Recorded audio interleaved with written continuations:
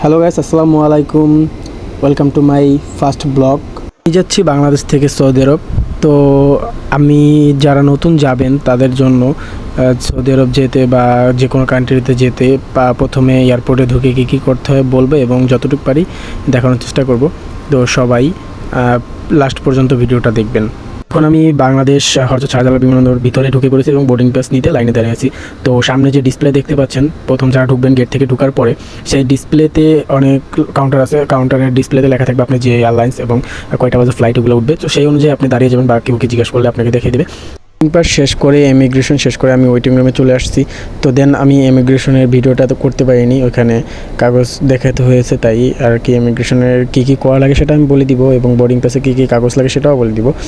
তো ওয়েটিং রুমে ওয়েট করার পরে আমি আমাদের অ্যানাউন্সমেন্ট করে যখন ফ্লাইটের সময় হবে দেন তার 40-45 মিনিট আগে অ্যানাউন্সমেন্ট করবে এবং লাস্ট গেট যেখানে আর কি আপনাদের মোবাইল, তারপর হচ্ছে মানিব্যাগ, বেল্ট, জুতো, তারপরে যদি সাথে কোনো ছোটো ব্যাগ থাকে সেগুলো আপনাদের চেক করে এবং আপনাদের নিজেদের চেক করে লাস্ট ওয়েটিং রুমে ঢুকানো হবে। সো সেইখানে ঢুকানোর পরে আমরা ওইখানে ওয়েট করব, বিমান আসবে। দেন ওইখানে লাইনের সব কাজ ছেড়ে আমাদের চেক করে ওই লাস্ট ওয়েটিং রুমে নিয়ে আসছে। তো সামনে দেখতে পাচ্ছেন ওইখানে সবাইকে চেক করে লাস্ট ওয়েটিং রুমে বসায় যেখানে বিমান আসবে এবং আমাদের সবাইকে নিয়ে যাবে। এবং এখানে ওয়েট করতে করতে আমি ভিডিও করতেছি যে বিভিন্ন এয়ারলাইন্সের বা বিভিন্ন কান্ট্রির বিমান আসতেছে এবং যাচ্ছে।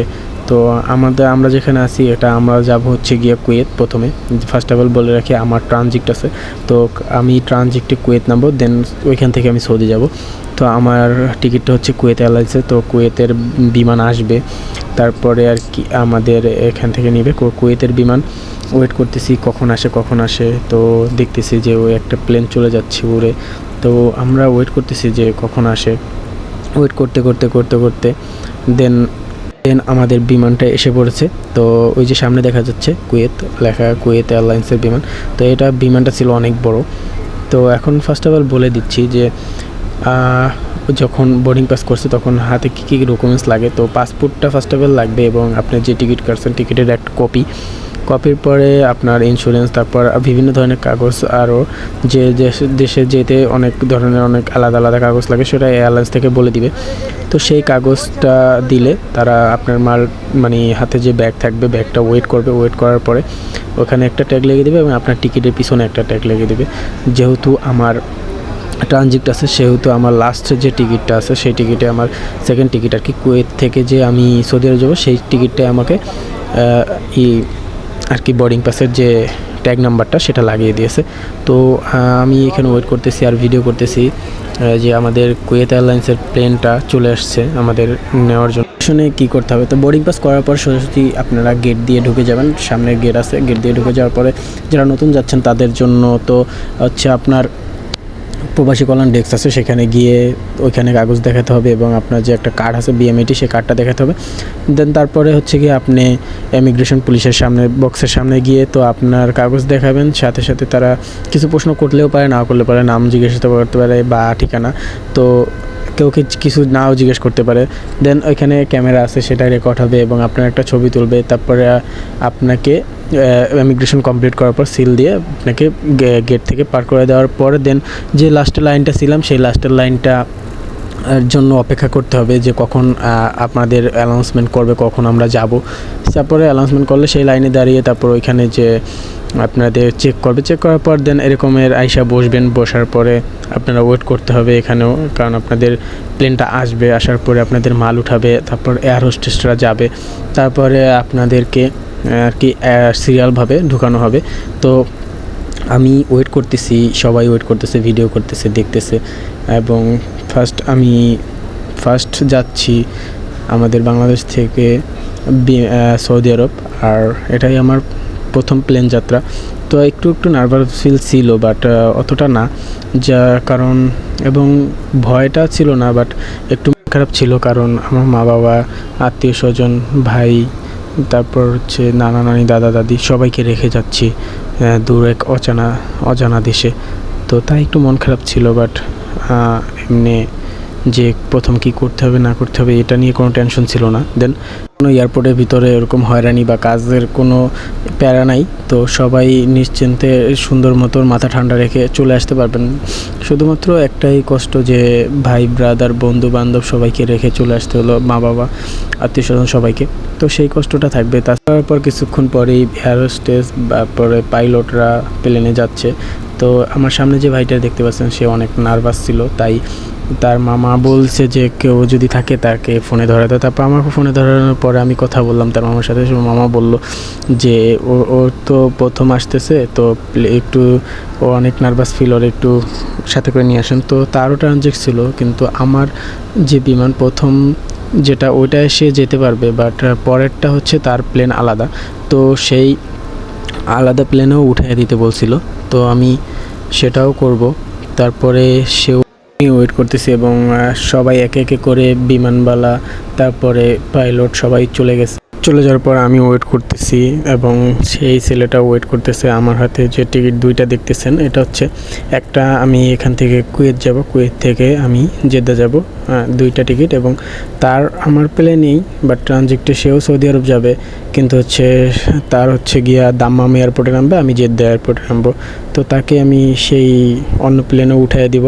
করতে করতে আমাদের সিরিয়াল অনুযায়ী ঢোকানো শুরু করছে। তো আমরা এই যে গেট থেকে আর কি প্লেনে ওঠার জন্য যে গেটটা দেওয়া হয় সেই গেট থেকে হাঁটে হাঁটে আমরা যাচ্ছি এবং সামনে কিছু সিকিউরিটি দাঁড়ানো ছিল।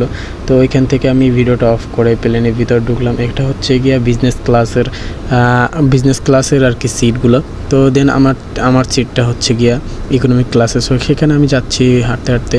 এখানে অনেক মানুষ উঠে পড়েছে আমার আগে এবং আরও অনেক মানুষ উঠবে। তারপরে প্লেনটা ছাড়বে। এই যে সামনে এয়ার হোস্টেজ ওরাও দেখতেছে কার কি সমস্যা আছে কিনা। তো আমাকে টিকিট দেখাইতে বলছে, তো আমি টিকিটটা দেখাইলাম। সে দেন ওর পিছনে যেতে বললো যে আরেকটু পিছনে। তো আমি হাঁটতে হাঁটতে যাচ্ছি এবং ভিডিও করতেছি। আমি জানলা সাইডে টিকিট চেয়েছিলাম, বাট টিকিটটা জানলা সাইডে দেয়নি বোর্ডিং যারা করছে তাদের কাছে। তো আমার দুইটা টিকিট যেহেতু, আমি দুইটা টিকিটের একটা টিকিট জানলা সাইডে চেয়েছিলাম। তো অনেকে দেয় অনেকে দেয় না, বাট আপনারা যদি চান তাহলে অবশ্যই যদি ফাঁকা থাকে আর কি সিটটা জানলা সাইডে তাহলে আপনাকে দিবে। তা আমি সিট খুঁজতে তারপরে আমি পেয়ে গেছি আমার সিট। এবং আর যত বিমানবালা আছে আর যে সেই ভাইটা আমার সিরিয়ালের পিছনে ছিল, তাই আমি তাকে নিয়ে উঠতে পারিনি। তাকে বলে দিছি যে টিকিটটা দেখেন তাহলে বিমানবালারাও দিয়ে দেবে। তো আমি আমার সিটটা পেয়ে এবং আমার সিটে বসছি। তো জানলা সিটে একটা ভাই ছিল, তো সে ভাইটাও অনেক ফ্রেন্ডলি ছিল। বসে একটু প্লেনটার ভিডিও করলাম যে মানুষ উঠতেছে আর কি। বসে আমার সিটে আমি বসে রয়েছি, তারপর সবাই আসতেছে এবং সিটে উঠতেছে, সেটা ভিডিও করতেছি যে আমি সিটে বসা। তো আমি ভিডিও করতেছিলাম, তখন ওই যে জানলা সাইডে যে ভাইটা ওটা বলছে যে একটা ছবি তুলে দাও। তো আমি ছবি তুলতে, সে হচ্ছে গিয়া আরও ট্রাভেলস করছে, সে ছুটিতে আসছিল দেশে। তো তাকে ছবি তুলে দিচ্ছি, তারপরে আমি ভিডিও করতেছি। তো সবাইকে বলে রাখি যে এয়ারপোর্টে কাজটা বেশি কঠিন না, তো নার্ভাস ফিল কেউ করার দরকার নেই। আর সঠিকভাবে চলে আসতে পারবেন। তো আমি ঠিকভাবে প্লেনে উঠেছি। তো নার্ভাস ফিল করলে একটু আপনাদের আনইজি ফিল হবে, মানে কষ্ট হবে। তো সবাই প্লেনে উঠে বসে পড়েছে। তো ওখানে তেমন একটা হার্ড কোনো কাজ নেই, জাস্ট আপনার কাগজ দেখাবেন, আপনাকে পাস করে দিবে। আমি বসে আছি, একটা ইয়ারফোন দিল, একটা বালিশ দিল, তারপর একটা কম্বলও দিয়েছিল। তো কম্বলটা তো আর দেখাইতে পারিনি, আমার নিচে আমি রেখে দিয়েছিলাম। তো তারপরে আমি বসে কী করব, ভিডিও করতেছি। এই যে আমাদের প্লেনটা সামনের দিকে আগানো শুরু করবে। প্লেনটা চলতেছে সামনের দিকে আগাইতেছে। আমাদেরটা এখন হচ্ছে গিয়ে আপনার যেখান থেকে প্লেনটা উঠবে, তো সামনে থেকে দেখেন আরেকটা প্লেন উঠে গেছে। তো সেই অনুযায়ী তারা যেখান থেকে রানিং হবে সেখানে যাচ্ছে আস্তে আস্তে করে। জানলা সিটে অন্য একজন বসা ছিল, তাই আর কি আমি আমার ডিসপ্লেতে আর কি সামনে যে ডিসপ্লেটা আছে ওইখানে ফ্রন্ট ক্যামেরা এবং ডাউন ক্যামেরা আছে। সামনের ক্যামেরাটা আমি চালু করে তারপর দেখতেছি যে কিভাবে যাচ্ছে এবং সেটা ভিডিও করতেছি ডিসপ্লের মাধ্যমে। আর যে জানলা সিটে ছিল তাকে আমি বলছিলাম যে ভিডিও আপনি যখন টেক আপ আর ল্যান্ডিং করবে তখন ভিডিও করেন, আমাকে দিন। দেন সে বলছে ঠিক আছে। তারপর তার সাথে অ্যাড হয়েছি। তারপরে আমি এই ভিডিও করতেছি যে প্লেনটা আগাচ্ছে সামনের দিকে আস্তে আস্তে করে। আমাদের যেখান থেকে টেক অফ করবে আর কি সেই রুটে গিয়ে বিমানটা জোরে ফ্লাই করে চলে যাবে। সেই ভিডিওটা আছে, দেখতে থাকেন এবং সাথে থাকেন সবাই। আমি কুয়েত যাচ্ছি, কুয়েত থেকে আমি সৌদি আরব জেদ্দা নামবো।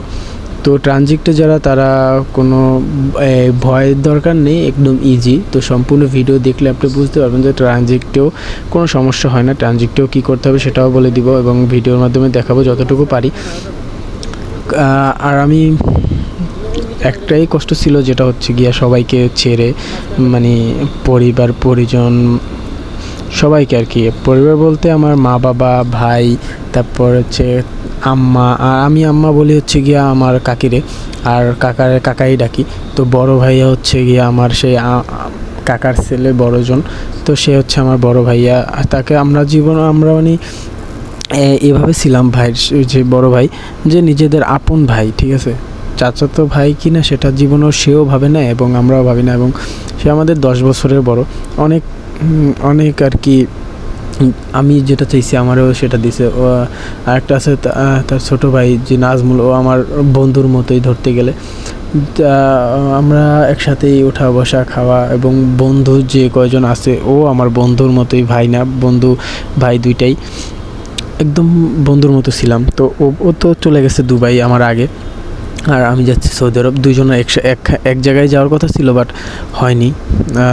যার যেখানে কপালে ছিল সে সেখানে চলে গেছে, তো আমার আগে চলে গেছে। আর কষ্ট তো একটাই, যে আমার সবাইকে রেখে, এবং আমার একটা ভাতিজা আছে, সেই ভাতিজাটা কেউ রেখে চলে আসছি, যার সাথে খেলতাম এবং অনেক শয়তানি করতাম। তারপরে ভাবি, আম্মা, চাচা, আম্মু, তারপর আমার ছোটো ভাই, আব্বু, দাদা দাদি সবাইকেই রেখে আসছি। তো কষ্ট ওই একটাই। যতটা মনে করেন আপনারা ভিতরে যখন ঢুকবে, যারা নতুন যায় তারা তখন বুঝতে পারে যে কী কষ্টটা, কী ফেলায় রেখে আসছি, কিছুই নাই। কিন্তু ভিতরে তেমন ঝামেলা হয় না কাগজ নিয়ে। আপনি ইজিলি সব কিছু দেখলেই বুঝে যাবেন এবং সব কিছু ডকুমেন্টস করে এই দেখিয়ে চলে আসতে পারবেন এইভাবে। তো বলতে বলতে আমাদের যেখান থেকে প্লেনটা ফ্লাই করবে সেই রুটে এসে দাঁড়িয়েছে, এবং সামনে আমি জানলা সাইডে একটু ভিডিও করে নিলাম এখান থেকে, দূর থেকে। তো সেই ভাইও ডিসপ্লেতেও ভিডিও করতেছে। তো আমি এই যে সামনে আমাদের একটা সামনে বিমান আছে, সেই বিমানটা ফ্লাই করার পর আমাদের বিমানটা ফ্লাই করবে। ওটা হচ্ছে গিয়ে আপনার সৌদি এয়ারলাইন্স ছিল। তো তারপরে আমি প্লেনে বসে এই যে ডিসপ্লেতে ভিডিও করতেছি, যে সামনে প্লেনটা যে টেক অফের জন্য রেডি হয়ে গেছে, যেখান থেকে টেক অফ করবে ওখানে একদম দাঁড়িয়ে আছে। তারপরে ওই প্লেনটা যাওয়ার পরে আমাদেরটা টেক অফ করবে। দেন টেক অফের লাইনে আমরাও চলে এসেছি। তো এখন এখান থেকে ফুল ইঞ্জিন পাওয়ার দিয়ে তারপরে আমাদের প্লেনটাও টেক অফ করে ফেলবে। আর এরই মধ্যে আমি এই প্লেনের মাধ্যমে বাংলাদেশ থেকে কুয়েত চলে যাব, যেটা আমি বাংলাদেশে আমার যে বন্ধু বান্ধব, আত্মীয় স্বজন, মা বাবা, ভাই, চাচা চাচি, ভাই, তারপর বড় ভাই, সবাইকে, ভাতিজা ভাবি সবাইকে রেখে উড়াল দিয়ে চলে যাব অচেনা এক দেশে এবং অচেনা এক কান্ট্রিতে। তো আমার ওই সৌদি আরব অচেনা হলেও, বাট ওখানে আমার কাকার ফুল ফ্যামিলি, তারপর ছোটো কাকা আছে, যে যারা অনেক বছর ধরে আছে, প্রায় 40-45 বছর ধরে আছে, মানে নিজেদের মানুষে। তো টেক অফ করে এখন প্লেনটা উপরের দিকে উঠছে। তো আমি জানলা সাইডে যেহেতু নাই, আমি জুম করে জানলা সাইডে ভিডিওটা নিয়েছিলাম। তারপরে যে ডাউন ক্যামেরা দিয়ে আমি ভিডিও করছিলাম। তো এটা হচ্ছে ডিসপ্লের ভিডিও, সামনে যে ডিসপ্লেটা থাকে, তো এখান থেকে ম্যাপে দেখা যায়। তো আমি এই যে আছি আমাদের ঢাকার শহরের উপরে, মানে বাংলাদেশের আকাশে আমি আছি। পাখির চোখ দিয়ে যেভাবে দেখা যায়, তো ঠিক সেইভাবেই পাখির মতো চলে যাচ্ছি প্লেনে করে অন্য একটা দেশে। তো বাংলাদেশটা দেখেন সম্পূর্ণ সবুজ, গাছপালা সব সবুজ। তো দেখতেছি আর কি চিন্তার কষ্ট শুধু একটাই, পরিবার থেকে দূরে চলে যাচ্ছি, অনেক হাজার কিলোমিটার দূরে, যেটা কখনোই থাকা হয়নি একা একা। জানলা সাইডে বসছিল সে ভাইটা আমাকে বলছে যে তুমি বসো জানলা সাইডে, যখন একদম প্লেনটা ঠিক মতো উপরে উঠে সোজা চলতেছে। বাংলাদেশের এই যে কম্বল দিছিল সেই কম্বলটা পায়ের কাছে, কারণ প্রচণ্ড প্লেনের ভিতরে ঠান্ডা লাগতেছিল, তখন পায়ে দিয়ে নিয়েছিলাম আর ভিডিও করতেছিলাম যে আকাশপথে, আর ওয়েট করতেছিলাম কখন খাবার দিবে। তো খাবারের ভিডিওটাও দিব। বসে আছি, কানে আমি হেডফোনটা লাগিয়ে ডিসপ্লে থেকে আমি আর কি সূরা আছে বা ছবি আছে, যে কোনো কিছু করতে পারবেন, সবাই শুনতে পারবেন। তো আমি সূরা ছেড়ে, কোরআন তেলাওয়াত ছেড়ে আমি শুনতেছিলাম আর ভিডিও করতেছিলাম। তো এর ভিতরে আমাদের জন্য খাবার নিয়ে এসছে, আর খাবারের ভিতরে ছিল মাংস ছিল, তারপরে আপনার রাইস ছিল যেটা হলুদ হয়ে গেছে, এবং রুটি ছিল, তারপরে হচ্ছে কি আপনার ডেজার্ট আইটেম একটা কেক ছিল, সে কেকটা প্রচণ্ড ভালো ছিল। তারপরে সালাদ ছিল, তারপরে আপনার কফি ছিল, চিনি ছিল, সুগার ছিল, আলাদা করে সল্ট বা যদি কেউ ঝাল খেতে চায় সেটাও ছিল, তার বাটার ছিল, তারপর একটা টক জাতীয় একটা পানি ছিল, তারপরে ছোটো একটা পানি ছিল, আর দেন তারা চাও দিয়ে গেছিলো। তারপরে খাওয়া দাওয়া শেষ করে একটু ভিডিও করলাম, আকাশে যাচ্ছি এবং মেঘগুলো কত সুন্দর, একদম মনে হচ্ছে যেন মাঠের উপর থেকে প্লেন চলে যাচ্ছে, একদম মাঠের মতো দেখাচ্ছিল। তো এইভাবে আমি একটু রেস্ট করব, কারণ 6 ঘন্টার মতো জার্নি করতে হবে। এখন রেস্ট করব এবং দেখা হবে কুয়েত নামার আগে যে ভিডিও করবে, এবং কুয়েত যেয়ে ট্রানজিট কীভাবে শেষ করবেন এবং অন্য গন্তব্যের জন্য প্লেনে উঠবেন সেটাও আমি দেখাবো এবং বলে দেবো কী কী করতে হবে। তো এতক্ষণ আমার ভিডিওটা দেখার জন্য অনেক ধন্যবাদ, এবং আমার পেজটারে ফলো করে রাখবেন যাতে পরবর্তী নতুন ভিডিওগুলো আপনি দেখতে পারেন। আর আমার ইউটিউব চ্যানেলেও সবাই সাবস্ক্রাইব করে রাখবেন। অনেক ধন্যবাদ। আসসালামু আলাইকুম সবাইকে।